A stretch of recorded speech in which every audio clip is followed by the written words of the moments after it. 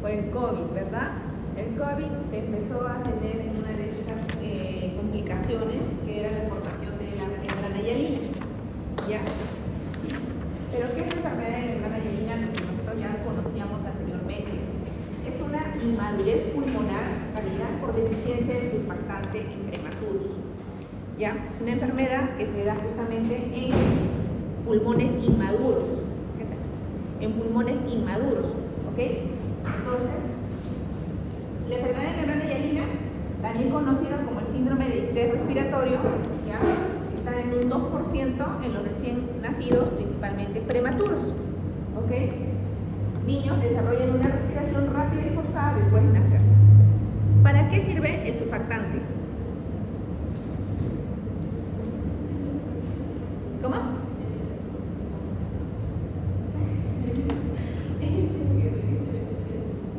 Lo que revise el epitelio del pulmón. Exacto. El surfactante es como un tipo líquido, aceite, algo así, para que el alveolo no se colapse. ¿Ya? Entonces, nosotros sabemos que el alveolo tiene que hacer un movimiento para respirar. El alveolo, ¿cómo está formado? Principalmente por su epitelio, macrófagos y neumocitos tipo 1 y tipo 2. Y dentro de ellos hay aire. Entonces, lo normal es que eso se expanda y luego se infle, se desinfle, se infle, se desinfle. ¿Y para qué? Para que esto no se pegue, el alveolo necesita el surfactante. El surfactante hace que ese movimiento continúe normal. Cuando no existe surfactante, justamente va a haber este problema, la formación de la membrana hialina. Dice, la causa, bueno, justamente de esta enfermedad es la deficiencia del surfactante. Ya el surfactante es importante en la supervivencia del neonato prematuro. Ahorita vamos a ver. Entonces, ¿cómo se ve radiológicamente? Sabemos de que ese pulmón no está bien, no es un pulmón normal. ¿Por qué? Porque ¿cómo se deberían ver los pulmones en la radiografía? Se deberían ver negros, ¿no? Porque están llenos de aire. ¿Okay? En cambio aquí no. Se le conoce como vidrio esmerilado. Parece que fuera vidrio esmerilado. ¿No? Entonces, así se ve el pulmón de un recién nacido que justamente es un prematuro. Entonces, ¿qué pasa? Acá vemos un alveolo normal, esta parte de aquí. ¿Cómo está conformado el alveolo normal? Por su membrana basal, ya, epitelial principalmente, sus neumocitos tipo 1, tipo 2, y macrófagos pulmonares. ¿Ya? Solo eso. Acá adentro hay aire, no hay nada más. ¿Qué pasa en el caso de la formación de la membrana hialina? ¿Cómo es que se forma? Como no hay surfactante, justamente, esto se está colapsando. ¿Qué pasa cuando hay un daño de un tejido? ¿Qué es lo primero que pasa? Hay una respuesta inflamatoria, ¿no es cierto? Existe una respuesta inflamatoria. Entonces, los neutrófilos que están ahí por los vasos sanguíneos dicen, algo está pasando. Algo está pasando en el alveolo. Entonces se empiezan a meter al alveolo para tratar de ver qué está pasando. Entonces, en ese momento que se están metiendo al alveolo, hacen todo un proceso de inflamación y empiezan a producir un edema a nivel del pulmón. Edema pulmonar, que es como que la primera etapa de la enfermedad de membrana hialina. Hay un edema. Va a haber justamente la permeabilidad de esta membrana, ingresar los neutrófilos, los macrófagos, toda la respuesta inflamatoria y va a producir un edema pulmonar, que es como un líquido eosinofílico que se ve. ¿Ya? ¿Qué más va a producir? Va a producir justamente el daño de la membrana, que es esta de acá, el daño de la membrana basal, que es la que envuelve al alveolo, esta de acá. ¿Ok? Entonces, como va a producir un daño en esta membrana, esta va a incrementar de tamaño. Va a incrementar de tamaño y se va a volver, va a incrementar de tamaño y se va a volver más eosinofílica esta membrana. ¿Ya? El líquido que está aquí va a hacer que se expanda más el alveolo, van a ser alveolos grandes. ¿Y cómo se va a ver macroscópicamente esto aquí? Como ven aquí, este contenido eosinofílico, amorfo, acelular, ¿ya? Es bien eosinofílico, como que estuviera resaltado por un plumón rosado, así lo van a ver. ¿ya? Este es un alveolo grande, ¿ya? Que está incrementado de tamaño, donde vemos que la membrana basal, ¿ya? Está totalmente engrosada con este material eosinofílico. ¿Y qué es ese material eosinofílico? Justamente son los detritus, ¿ya? Que están muriendo aquí, van inflamando y van formando justamente toda esta suciedad que se forma aquí, va formándose en la membrana. Por eso se ve así y por eso es acelular, no hay casi células en este lado. Es bien eosinofílico grueso y acelular. ¿Qué más vamos a encontrar en este caso? Vamos a encontrar los neutrófilos que ya estaban aquí, vivían ingresados. Vamos a encontrar algunos por aquí, algunos macrófagos, que es lo normal, ¿ya? Y bueno, la respuesta inflamatoria severa que existe. Entonces, la membrana hialina ya sabemos más o menos cómo es que se forma. ¿Cómo se ve macroscópicamente? Justamente estos pulmoncitos. Este es un pulmón de un niño que ya murió, no pudo sobrevivir. Son pulmones que están colapsados en realidad, son pulmones que tienen un tamaño incrementado. ¿Por qué? Porque justamente dentro del alveolo hay edema y como hay este líquido entre comillas, pesa más. ¿Ya? ¿Qué más? Tienen coloración rojo violácea o son bien rojizos. ¿Por qué? Porque justamente como hay bastante congestión vascular, se pone rojo. ¿Ya? En algunos casos los hematíes van a salir. ¿Por qué? Porque algunos alveolos van a estar colapsados. ¿Ya? Y tiene una textura que se asemeja o se recuerda al hígado. Nosotros cuando tocamos un pulmón debería sonar como bolitas, porque está lleno de aire. ¿No es cierto? Un pulmón normal, cuando tú lo tocas, suena como una esponjita. En cambio, en este caso, si tocaras este pulmón, está duro, como que tocaras el hígado, más duro, su consistencia como que fuera un borrador, esos borradores de lapicero, ya igualito así de duro, se sienten estos, que no debería ser así. Muy bien, esta es una imagen de las etapas de desarrollo pulmonar. Entonces, existen varias fases, ¿no es cierto? La fase embrionaria, pseudoglandular, canalicular, saccular y la alveolar. Lo ideal es llegar a esta fase, que es a partir de las 36 semanas, y pues aquí es donde ya hay una maduración pulmonar. A partir de esas semanas ya es como que seguro de que el niño nazca, porque ya hay una maduración pulmonar en esta fase. Pero ¿qué pasa si el niño nace en la fase canalicular? En la fase canalicular es de las 17 a 27 semanas. Y acá nos están diciendo en este cuadro que en esta fase recién se va a formar los acinos para que formen los neumocitos tipo 1 y tipo 2, por lo tanto se creen los surfactantes. Por lo tanto, si el niño nace antes de las 17 semanas, es posible que muera, ¿no es cierto? Porque no tiene los neumocitos tipo 1 y tipo 2, el 2 principalmente, que es el que produce el surfactante. Entonces tiene menos posibilidad a que pueda recuperarse. En cambio, si nace después de estas semanas, entre esta y esta, se puede madurar un pulmón. ¿Con qué? Con corticoides. ¿Ok?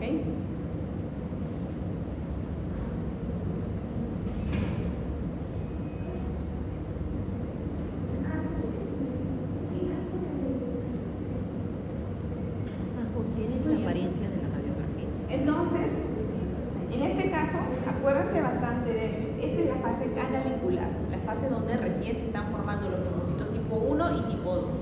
¿Ya? Muy bien. ¿Qué forma? No, se le administra corticoides. Claro, sí, cualquier corticoide, dexametasona, todos los corticoides que hay, pero en su mayoría los dexametasona. Después de las 17 semanas, perdón. Después de las 17 semanas, si el niño nace, antes, o sea, después de esta, se puede recuperar administrándole corticoides. ¿Ya? Se puede recuperar y puede mejorar. De esta, si nace antes de las 17 semanas y tú le administras corticoides y está vivo, puede llegar, o sea, tienes que tener mucha fe en este caso, pero tiene menos posibilidades de vida, porque no hay neumocitos. O sea, el niño no va a estar toda la vida con corticoides. Los corticoides ayudan a madurar, pero ayudan a que el neumocito siga produciendo surfactante, pero si en esta fase no hay neumocitos, ¿cómo se llama, a crear surfactante si no hay neumocitos en esa fase? ¿No es es cierto? Muy bien. Ya. Aquí podemos ver la fase canalicular, que es la fase que les estoy mencionando, donde en esta fase recién se están formando los neumocitos tipo 1 y tipo 2. Ya, en esta fase exclusivamente. Entonces, esta fase es importante. De aquí para allá es casi incompatible con la vida. ¿Ya?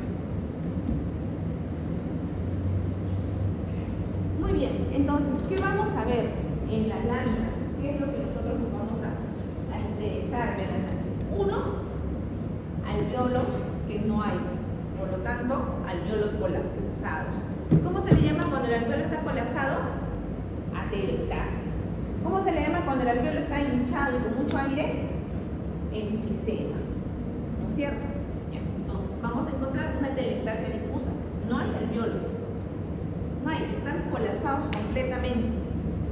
¿Qué más vamos a ver aquí? Algunos alveolos expandidos, como podemos ver aquí, donde ya vamos a ver a la famosa membrana hialina. ¿Por qué? Porque estamos viendo este contenido eosinofílico que lo envuelve a un alveolo incrementado de tamaño y acelular.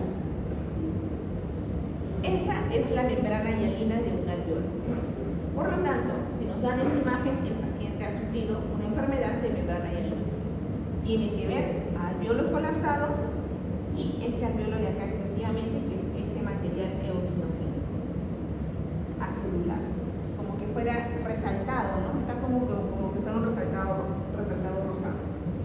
La membrana hialina es intensamente eosinofílica, como les comenté, tiene un espesor variable, es más grueso que un alveolo normal, es acelular y compuesta por restos celulares. Como les dije, todos los neutrófilos que estaban aquí tratando de recuperar se han colocado aquí como forma de suciedad, se podría decir, y se han juntado todo aquí. Por eso forma esa característica. ¿Okay? ¿Qué más vemos en esta imagen? Bastante infiltrado inflamatorio y extravasación de Matías, que ya llega a ser una hemorragia.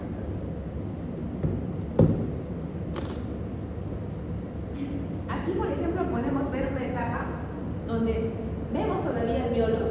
Sí, vemos alveolos todavía, no están tan colapsados, pero ya vemos estos espacios que no debería ser. Nosotros sabemos que la histología del pulmón es puro huequito. No hay este estroma que está aquí. ¿Y por qué está incrementado? Porque justamente algunos alveolos están empezando a disminuir de tamaño para colapsarse. ¿Ya? ¿Qué más? Vemos bastante congestión vascular. Miren esos vasitos, todos los rojitos son vasitos llenos de Matías. Por lo tanto es congestión vascular. Todavía no está como el caso anterior, que ya era una hemorragia. ¿No? Aquí hay congestión, hay infiltrado inflamatorio crónico y bueno, algunos alveolos. Esto sería como la etapa subaguda, la primera etapa, antes de la otra etapa donde vamos a encontrar ya propiamente la membrana hialina. Y esta ya es la etapa más aguda, se podría decir, donde vemos un montón de infiltrado inflamatorio, ¿ok? Hematíes, extravasación de Matías. ¿Qué más vemos? A dos alveolos incrementados de tamaño, ¿ya? Con su membrana eosinofílica, con un espesor variable y acelular. Miren este de acá, esta es una membrana hialina, es un alveolo que pues, ha tenido una reacción inflamatoria, ha producido todo lo que tenía que producir y cuando ya se empezó a curar, empezó a tener este grosor, la enfermedad de membrana hialina. Igualmente aquí. Entonces, en su laminita ustedes van a ver cómo de lejos se ve clarito, van a ver el infiltrado inflamatorio y van a ver justamente estos alveolos que son la membrana hialina propiamente. Miren aquí hay otro, algunos enfisemas donde vemos que ya se han cortado las trabéculas, ¿ya? Y miren esta expansión, este todavía no está como una membrana hialina, solo es un alveolo que se ha roto y se ha juntado con esto, entonces a eso se le llama enfisema. ¿Ya? Y acá vemos ya una membrana hialina que se está formando, acá vemos otra que está totalmente formada, miren cómo es, no tiene epitelio porque en el grupo anterior se equivocaron y me dijeron que era esto sí es epitelio respiratorio. En cambio, la membrana hialina no tiene epitelio. no tiene, ¿ya? Es acelular, completamente acelular.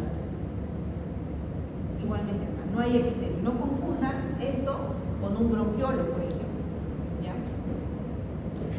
Muy bien. Bueno, esta es la fase exudativa, la fase aguda que les comenté.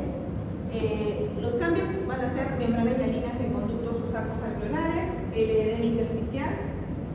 En el cambio epitelial puede haber denudation y necrosis de los neumocitos tipo 1, y cambio vascular vamos a encontrar necrosis de las células endoteliales. Entonces, esta es la etapa aguda, la primera etapa. Este es, digamos, un niño que se ha recuperado. Le dio su etapa primero su aguda, ha formado membrana hialina, hay infiltrado inflamatorio, hay congestión, hay dentro de esto, de aquí, bueno, ya debió haber edema, ya no hay ahorita, pero hay bastante infiltrado inflamatorio. ¿Esto se puede curar? Dijimos que sí, si el niño tenía más de 17 semanas. Entonces, le dan corticoide. Le dan corticoide ¿para qué? Para madurar y que el neumocito pueda producir el surfactante. Entonces, lo ayudan al niño a que se recupere. Y ahí empezamos con la fase crónica, la fase de fibrosis. La fase de fibrosis vamos a encontrar fibrosis colagenosa en toda esta zona. Miren acá. Toda esta zona ya se curó. Obviamente ha dejado una cicatriz. El alveolo ya no está tan colapsado. Vemos que hay algunos huequitos aquí en estas zonas, algunos huequitos que son como que los alveolos que se han querido recuperar, pero siempre estos niños van a tener fibrosis porque se han curado de este tipo de patología de enfermedad de membrana hialina. En esta fase, que es la fase de fibrosis, ya vamos a encontrar fibrosis. Eso es todo, chicos, con la parte de la enfermedad de membrana hialina. Entonces la etiología solamente sería deficiencia. La inmadurez pulmonar. Ajá.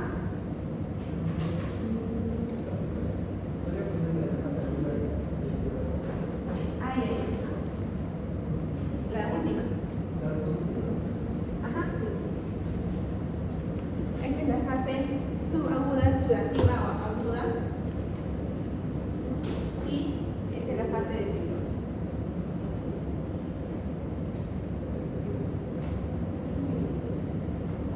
¿Alguna pregunta, chicos? Está fácil, ¿no? No está difícil. ¿Cómo? Ah, ya. Está, la fase sudativa.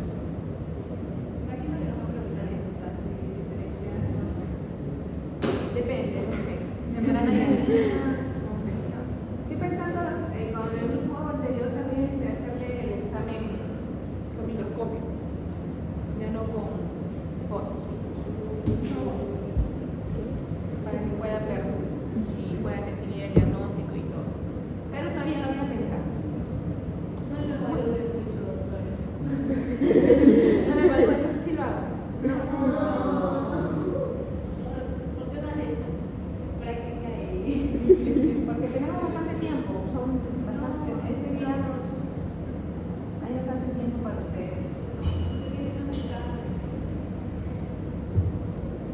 Vamos a ver qué tal. Así que, chicos, traten de ver las láminas y identificarlas bien, ¿ya? Porque en realidad así debería ser la práctica con el microscopio.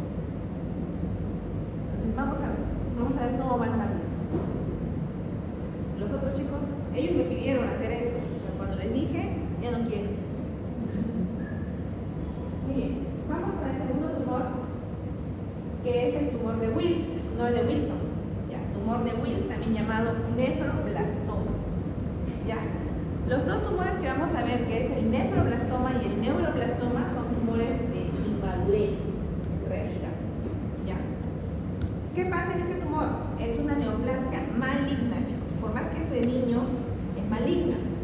Neoplasia maligna renal es más frecuente en infantes. Ya, usualmente presente en el nacimiento. ¿Ya? Y deriva de los restos nefrogénicos plastemales. ¿Ya? Entonces, esa es la etiología. Deriva de los restos nefrogénicos. O sea, hay una inmadurez de los restos nefrogénicos. Muy bien.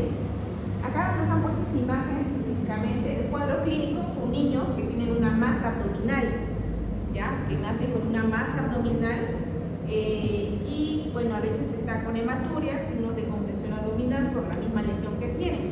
Son lesiones bien grandes, únicas, circunscritas. A veces encontramos áreas de necrosis y hemorragia, ¿ya? Como pueden ver aquí. ¿Cómo sabemos que es el riñón? Justamente, acá miren cómo es que el riñón continúa la lesión, ¿ya? Ahora, acuérdense, esto es pregunta de examen siempre, cómo está compuesto este tipo de patología. Va a estar compuesto por 3 componentes principales. Y esos 3 componentes lo tienen que ver en el microscopio. ¿Cuál es? El componente blastemal, que son las células nefrogénicas inmaduras, el componente epitelial y el componente estromal. Entonces son 3 componentes, el blastemal, el epitelial y el estromal. Esos 3 componentes tenemos que encontrar. Ahora, para yo, como patóloga, decir, es un tumor de Wills y solo encuentro blastemal, ¿le digo que es tumor de Wills? Sí. Si solo encuentro blastemal con epitelial y no encuentro estromal, sigue siendo un tumor de Wills. Si solo le encuentro blastemal y estromal, sigue siendo un tumor de Wills. ¿Ya? Entonces, no necesariamente para el diagnóstico necesitan los 3. La literatura nos dice que tienen que estar, que son 3 componentes, pero no están siempre juntos. ¿Ya? Muy bien. El blastemal, principalmente. Muy bien, entonces macroscópicamente, ¿cómo son estos tumores? Son tumores grandes que el niño, o sea, al final recién la madre se da cuenta cuando empieza a tener como una masa el niñito, porque crecen rápidamente, ¿ya? Son masas solitarias, bien circunscritas, como pueden ver ahí, son bien circunscritas, tienen esa apariencia carnosa, ¿ya? Y cuando lo cortan es bien homogénea. Pueden ver que el tumor es igual en todos los lados. No hay áreas de necrosis, no hay áreas de hemorragia, casi no. Entonces son homogéneos. ¿Ok? Bien circunscrita. Acá puede haber algunas áreas císticas, pero en su mayoría son como esta de acá. Entonces nosotros como patólogos, como ya conocemos este tumor de Wills, porque he visto bastante de estos casos, solamente con la macro ya lo sabemos qué es. Ya sabemos qué es tumor de Wills. Principalmente si nos dice niño, si nos dice que es que nos dan síntomas de hematuria y todo, con la macro como esta, tumor de Wills. Ya encontramos un componente en la histología suficiente. Ahora, ¿cuál es el tratamiento en estos niños? Hay 2 escuelas, la europea y la escuela de Estados Unidos. La europea dice de que antes de extirpar el tumor le tienen que dar quimioterapia y radioterapia al niño. Antes de. ¿Ya? Y la escuela norteamericana nos dice de que no, primero lo extirpan el tumor y recién después de extirpar le dan quimioterapia y radioterapia. Esa es la escuela. Cada uno tiene sus pros y sus contras. No, las 2 no son perfectas. ¿Qué escuela usan acá en Perú? La escuela europea. Aquí en el Perú a todos los niños se les hace primero quimioterapia y radioterapia y después de eso les retiran el tumor. ¿Ya? No es que frente un tumor y ya entra operación. No, hay escuelas donde justamente analizan esto porque pues como que por un porcentaje se está viendo mejores resultados en esa escuela europea. ¿Ya? Entonces, eso también para que sepan. Muy bien. Entonces, como les comenté, vamos a tener un componente blastemal, que son las células mesonéfricas inmaduras. Vamos a tener un componente epitelial y un componente estromal. El componente blastemal, como son células inmaduras, acuérdense siempre de esto, todas las células inmaduras son azules, por sí solas, parecen linfocitos. ¿Ya? Miren cómo son. Estas son células inmaduras que están formadas así tienen una estructura, están sueltas y son azules. Cuando los miras de lejos son azules, pero tienen su cromatina un poco irregular. Su cromatina un poco irregular. ¿Ya? Pero de lejos tú lo ves azul. Muy bien. ¿Cuál es el otro componente? El componente epitelial. ¿Por qué le dicen epitelial? ¿Por qué? Porque en este componente ya se va a formar glándulas. Ya hay glándulas. Y se asemejan a un epitelio, el epitelio glandular. Por eso es que le dicen componente glandular.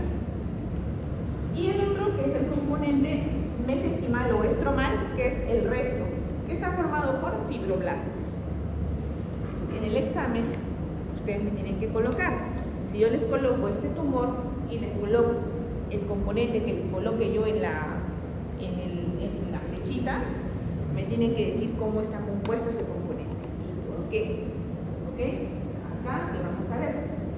El primero es el componente blastemal.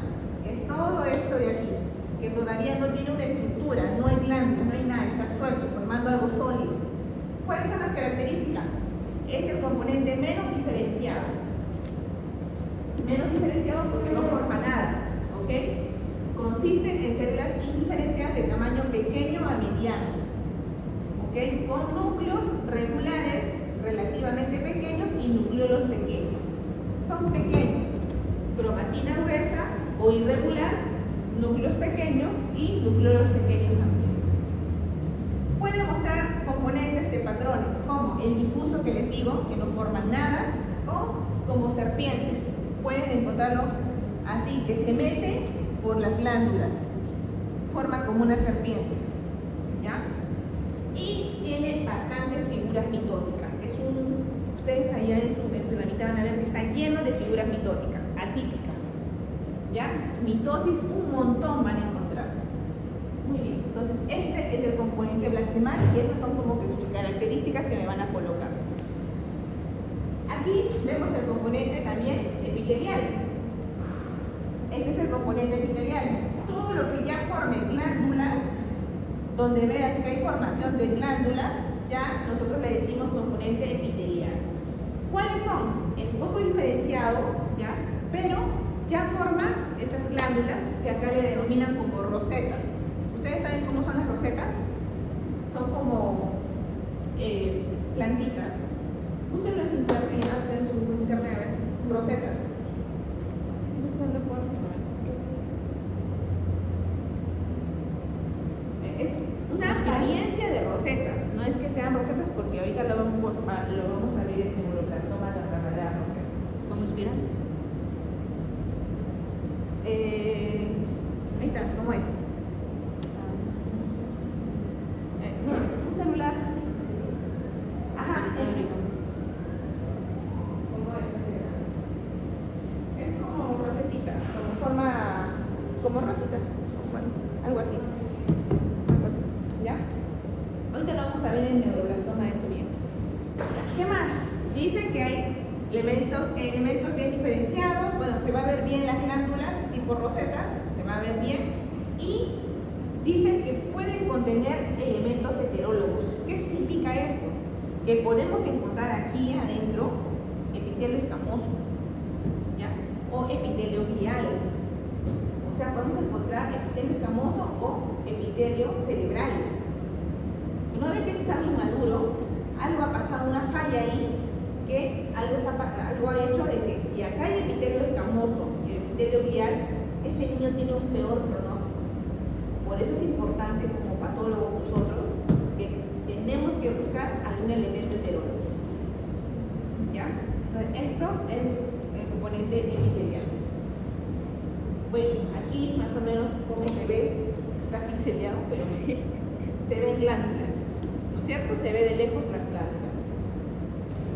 Luego sigue el componente estromal específicamente, que son áreas indiferenciadas, pueden ser hipo o hipercelulares, ¿ya? Que es todo de acá, todo el resto. Todo lo que sobra, mira, acá hay un componente blastemal, componente epitelial, y el componente estromal. ¿Ok? Entonces están los tres componentes. Muy bien. Bueno, más o menos aquí, ¿qué componentes hay? Epitelial. ¿Qué más? Estromal. ¿Ya? Aquí, ¿qué componente hay? Epitelial, que es la glándula de allá. Plastemal, que es todo esto, que es difuso, no tiene forma. Y tenemos el componente también estromal. Aquí, principalmente epitelial y estromal. Muy bien. Ya.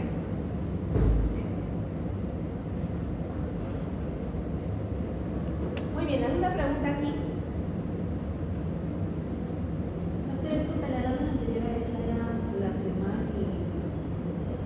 Plastemal, epitelial y lo que le rodea el estromal, porque son fibroblastos. Fibroblastos se ven larguitos. Muy bien. ¿Preguntas? ¿No? El componente epitelial.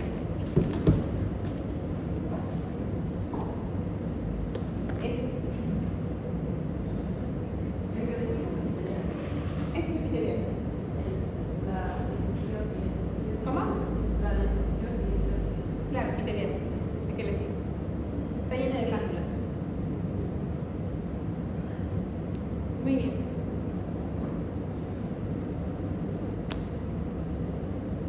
Seguimos con el otro que es el neuroblastoma. ¿Ya?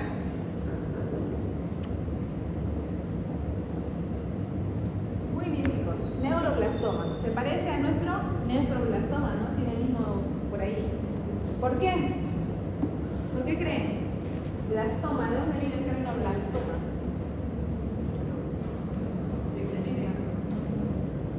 ¿De qué? Blastema. ¿Qué es el blastema? Inmaduración.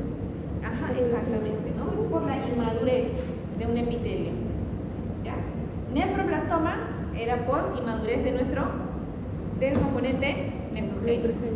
En este caso, neuroblastoma, estamos hablando de una neoplasia maligna originada de las células nerviosas inmaduras. Componente de células nerviosas inmaduras. ¿Ok? Similares a la del tubo neural o cresta neural. Bueno, puede ocurrir principalmente ya en la parte de la columna del nervio espinal o también en la parte de la glándula suprarrenal, específicamente. La mayoría son primarios de la glándula suprarrenal, retroperitoneo y hace una rápida diseminación a los órganos. El de la glándula renal es la más común. ¿Cómo se ve? Miren, en primer lugar, hemos visto el nefroblastoma y nos ponen estimar. ¿Por qué creen que esto no sería un nefroblastoma? Les ponen igualito, mira, hay un riñón ahí. Ese es de acá. ¿Por qué no sería un nefroblastoma? Eso está más rojizo. Primero, La coloración primero. este está en fresco ahorita, por eso está rojo, pero le pones en formol y se pone gris.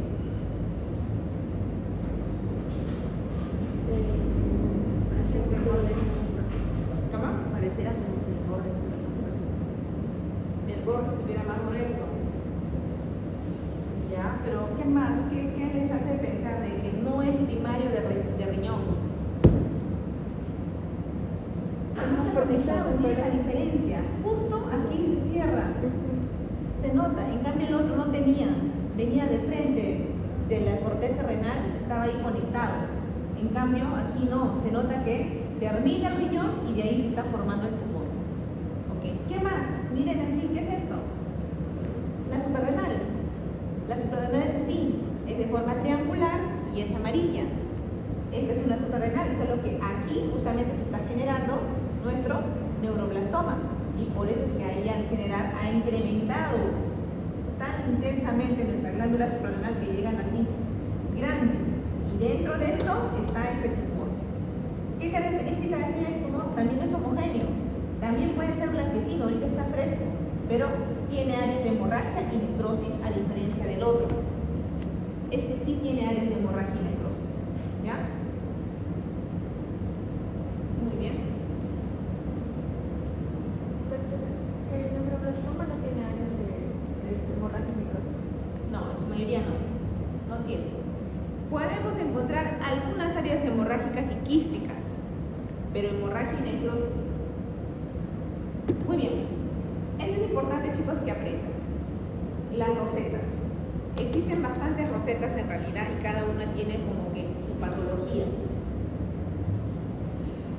Esta roseta, que es una roseta que encontramos en los tumores ependimarios, ¿ya? Que es, como han visto, se forman como células con su citoplasma, con su cuerpo, su núcleo, y su cuerpo de la célula, y aquí hay un área central, que es el lúmen, y forma una roseta, como hemos visto en el dibujo. Esa es una roseta.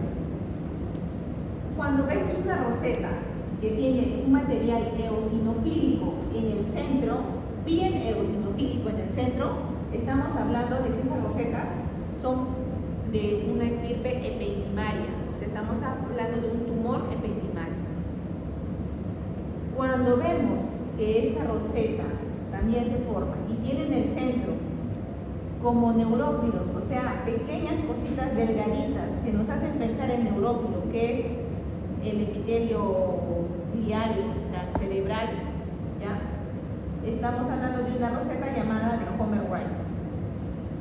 Esta roseta es la que me van a tener que encontrar en su lámina, la de Homer White, porque estamos viendo un neuroblastoma.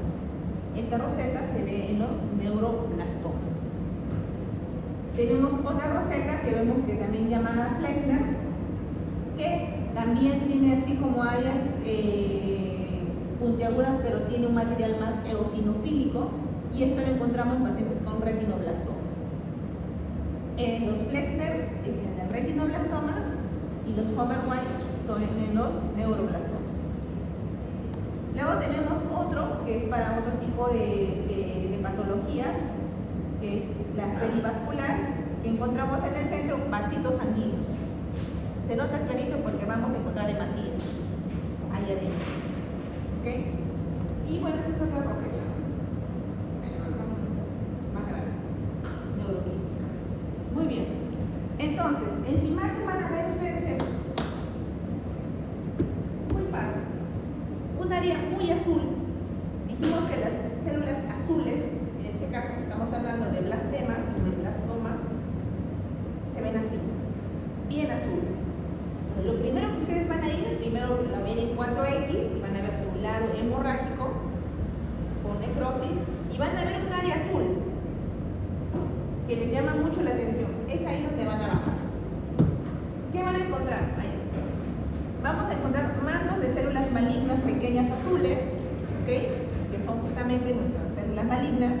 Vamos a encontrar necrosis y hemorragia, y dentro de estas vamos a encontrar las rosetas de Homer White, ¿ok?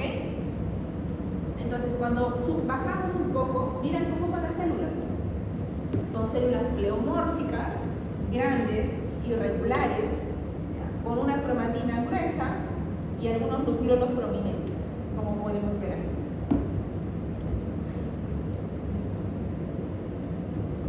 ¿Ok?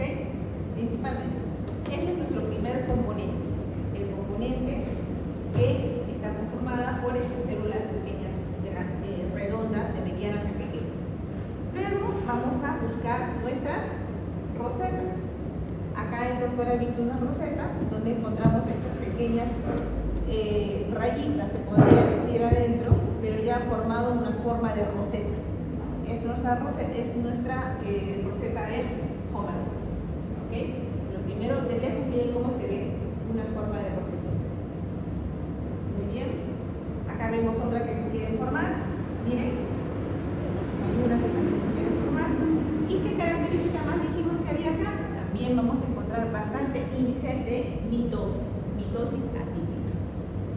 ¿Ya? Otra roseta. ¿Ok? Y presencia de mitosis. Acá vemos una mitosis, dos mitosis, tres mitosis y mitosis atípicas. Mitosis. Eso lo van a ver bastante en su lámina. Acá podemos observar, ya es una imagen del libro, donde podemos ver que componente azul, en manto, bien azul, ¿no? Tenemos esos huequitos aquí que nos va a ayudar a buscar nuestras rosetas. Hacemos un mayor zoom a estas células y vemos que son células pleomórficas, azules, ya, con membrana irregular, ¿ok? Y con núcleos prominentes.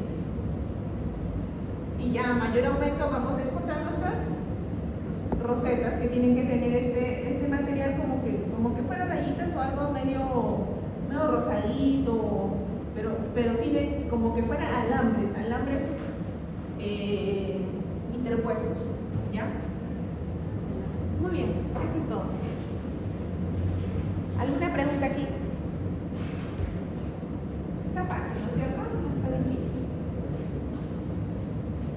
Doctora, ¿esto es verdad? ¿En otra plaza o está que Un punto. Ah, ya. No, es un punto que se ha puesto, no hay. Doctora, ¿Cómo? en la mano sería que la utilización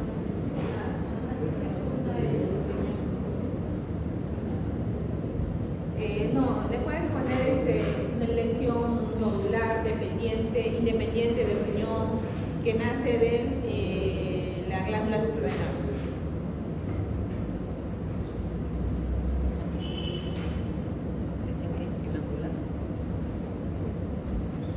Bueno chicos, ese es el tema más fácil que hay, porque no sé qué explicarles aquí. Es una hemorragia, simplemente.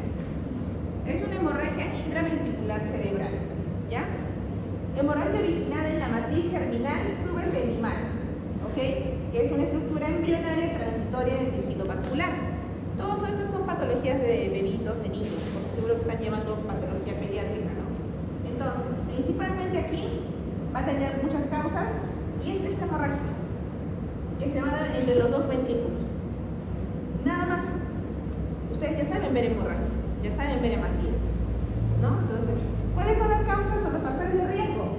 Edad gestacional, son en niños prematuros, porque esta se da justamente esta edad. Peso bajo al nacer, menos de 1500 gramos. También está asociada a la genética, ¿ok? Pueden haber factores asociados a la alteración del flujo sanguíneo, como la hipoxia, la hipercapnia, y bueno, factores predisponentes en la alteración de la hemostasia, como bajo recuento de plaquetario o alteraciones en la coagulación. Entonces, principalmente va a haber una alteración por alguna de esas causas y va a ocurrir una hemorragia intracerebral. Eso es todo, no hay más. Aquí, por ejemplo, en esta imagen podemos ver que los ventrículos están libres, negritos, normal. Y acá vemos un ventrículo que está lleno de algo. Ponen el Doppler y era sangre. Este es el mismo niño y miren cómo está. Era un coágulo de sangre en realidad. Entonces, no hay mucho que decir aquí. Igualmente, la hemorragia está interventricular en los dos ventrículos, y está llena absolutamente de sangre. Muy bien, ¿y cómo se va a ver? En su lámina, ustedes tienen que tener un pedacito de parénquima cerebral inmaduro, porque esto se da en esa etapa de la inmadurez, y al lado la hemorragia. Nada más. Supuestamente esto es el ventrículo, y dentro del ventrículo estaba la hemorragia. ¿Cierto? Esto acá no tiene nada mucho que ver. ¿Qué va a haber aquí? Lo que hay en un acúmulo de sangre. ¿Qué hay en un acúmulo de sangre? Hematíes. ¿Qué más? A veces artritis inflamatorio agudo crónico, macrófago. ¿Por qué? Porque cuando la sangre va, sale con todos sus componentes. ¿Ok? Entonces, aquí vamos a encontrar hematíes, inflamatorio. Y va a estar asociado a un cerebro inmaduro. ¿Ya?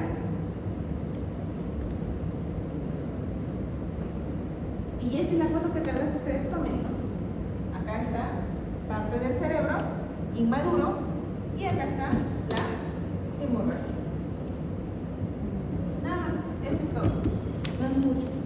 Ese es el más fácil. Dime.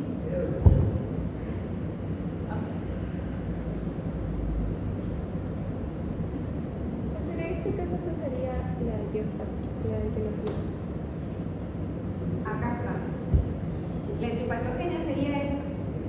Es originada en la matriz germinal subependimal, que es una estructura embrionaria transitoria del tejido vascular. O sea, es un tejido inmaduro, ¿ya? En la matriz ependimal. Ahí es donde ocurre la hemorragia.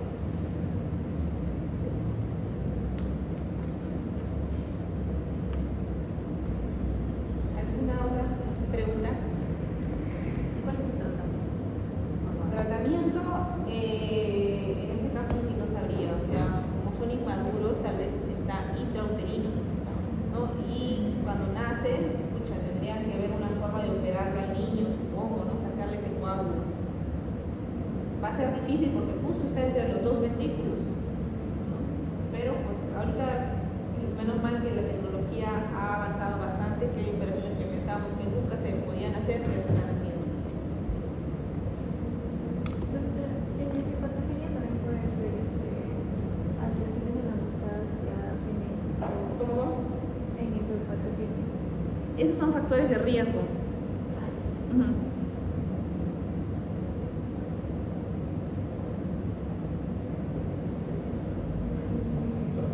Muy bien. Otro casito que es también muy bonito, también no es muy complicado, que es el riñón poliquístico en el niño. Existe el riñón poliquístico en el adulto y en el niño. Ya. En el niño se le denomina, como es ocasionada una enfermedad poliquística renal, es autosómica recesiva. En cambio, en el adulto es autosómica dominante. ¿Ok? Macroscópicamente se van a ver la diferencia.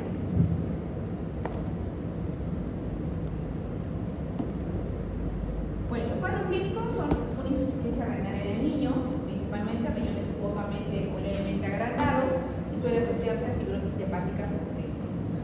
Está su etiopatogenia, es esta, mutación del gen PKHD1.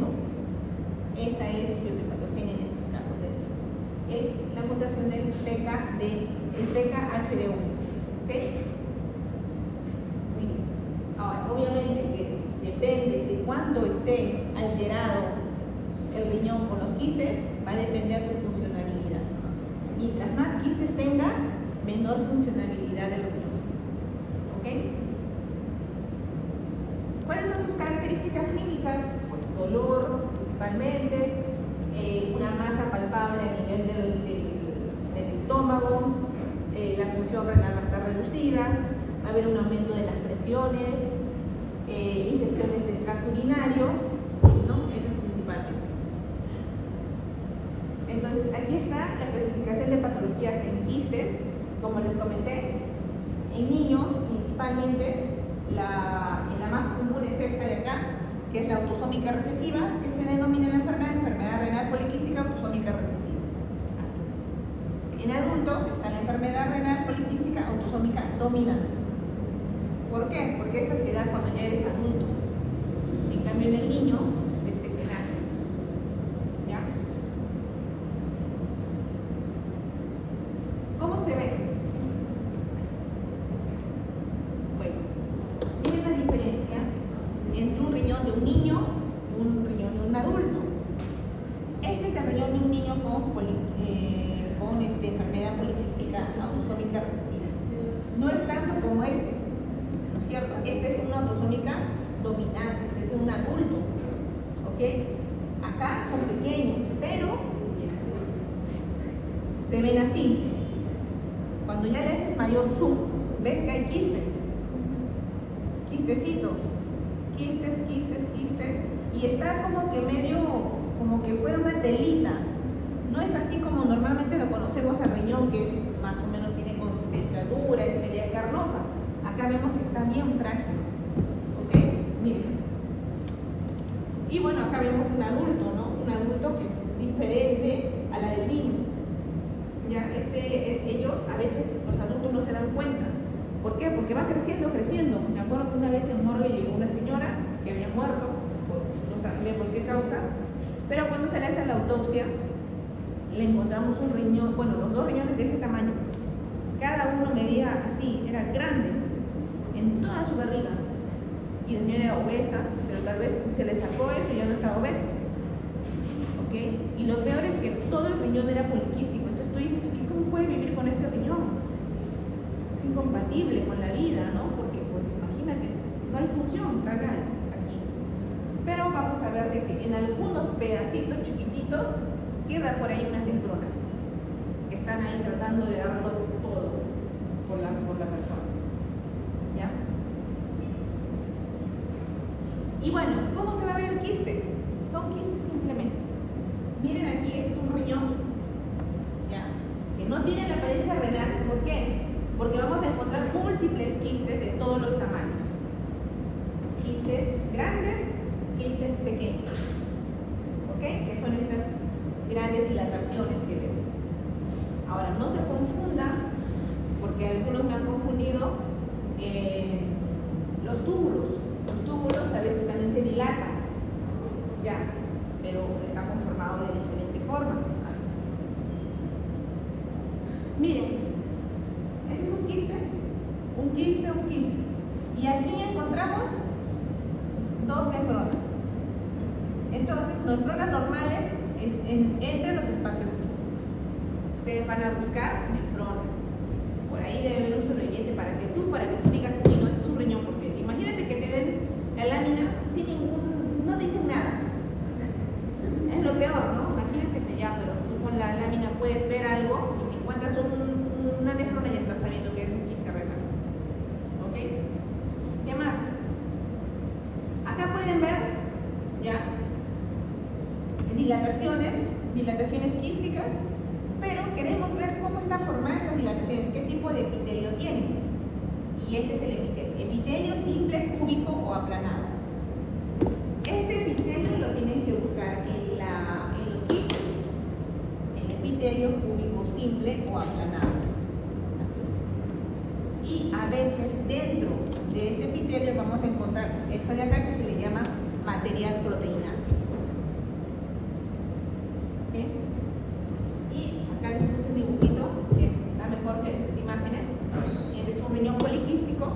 Miren, hay material proteináceo, dilataciones de todos los tamaños. ¿Y qué tipo de epitelio tiene? Epitelio cúbico simple, o en algunos casos aplanado. ¿Ok? Muy bien, está fácil. No confundan, hay unas dilataciones. Acá podemos encontrar, acá hay una nefrona, pero está ya esclerosada. Pero van a encontrar por ahí ustedes una nefrona en su laminita. Y eso es todo. Muy bien. ¿Cómo? ¿Cómo? Con la última imagen que puedes se ve la lámina. No, la lámina se ve. Bueno, sí se ve, tienen que buscarla. Esta es una foto del libro. Pero en su lámina sí se ve. Doctora, ¿en la macro solamente sería presencia de múltiples quistes? Claro, presencia de múltiples quistes que distorsionan la arquitectura renal.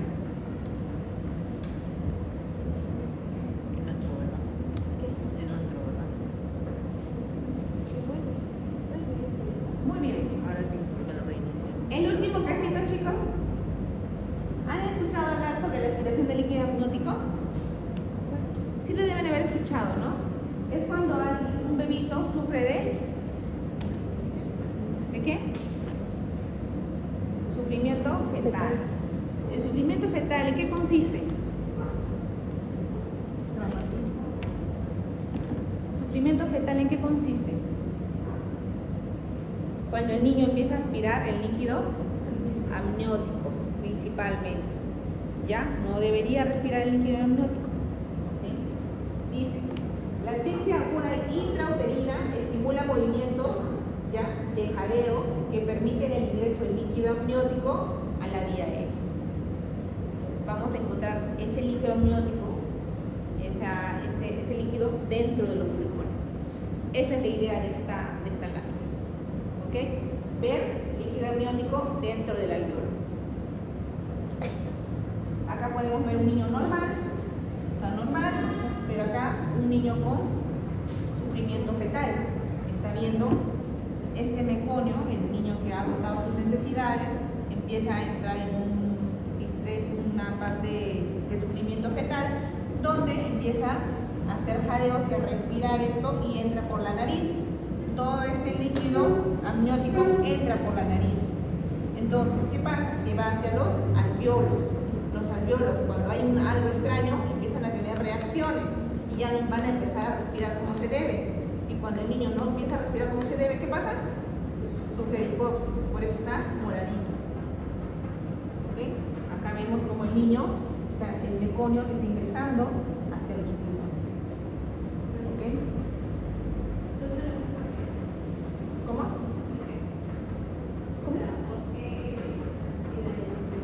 Porque hay un sufrimiento fetal en este caso. Puede ser por múltiples causas de la madre, ha sufrido algún traumatismo, ha empezado a tener antes movimientos fetales, múltiples causas. Muy bien, ¿cómo se ve el pulmón? Bueno, ¿podemos encontrar algún tipo de este material en los bronquios? Sí, por eso es que cuando nos llega pulmón por un aspirado, siempre es bueno abrirlo a través de los bronquiolos, y dar esta apariencia. Miren cómo está acá, y acá vemos un material raro, extraño. ¿Ya?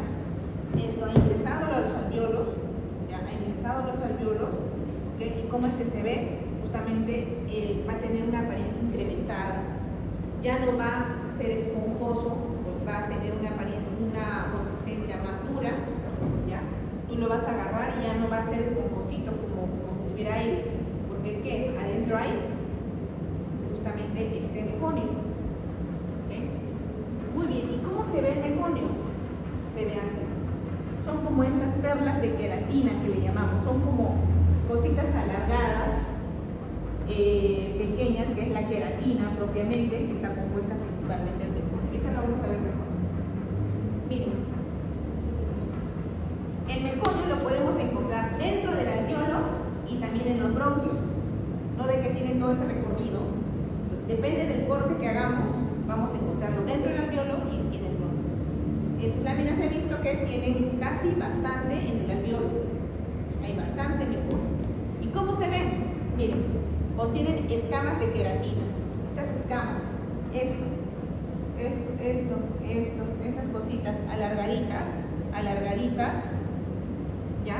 Miren, son las escamas de queratina. ¿Qué más vamos a encontrar? Detritus y células meconiales. Detritus es suciedad, en pocas palabras, es suciedad, todo lo que está extra ahí es suciedad. ¿Ok? Y como forma de respuesta, obviamente no se va a colapsar, va a haber atelectasia pulmonar.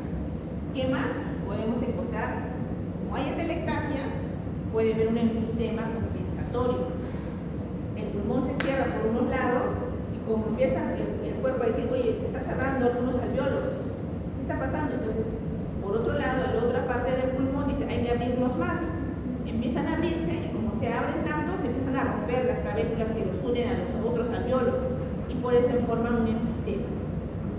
¿Ya? Entonces vamos a encontrar atelectasia difusa, enfisema compensatorio, vamos a encontrar en las áreas del alveolo estas escamas de queratina con detritus.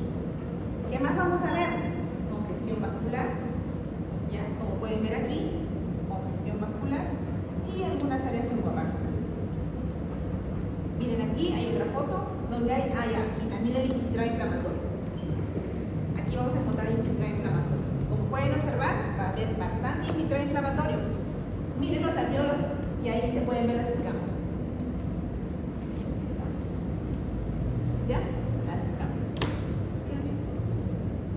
¿Cómo?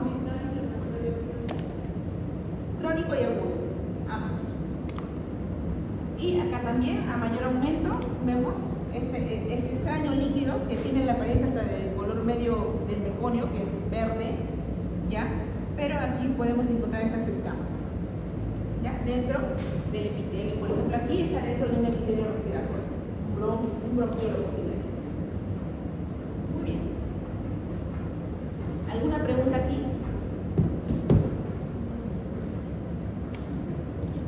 Eso es todo.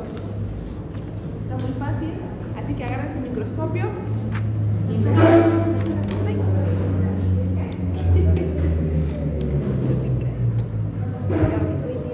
Doctora, ese filtrado verduzco era meconio. Sí, meconio. ¿Dónde hay? ¿Cuál es? ¿Esta? ¿Sí? ¿Esta? Ahí. Doctora, en ese caso la etiopatogenia solo sería líquido amniótico en alveolo o en vía respiratoria. La etiopatogenia sería de sufrimiento fetal.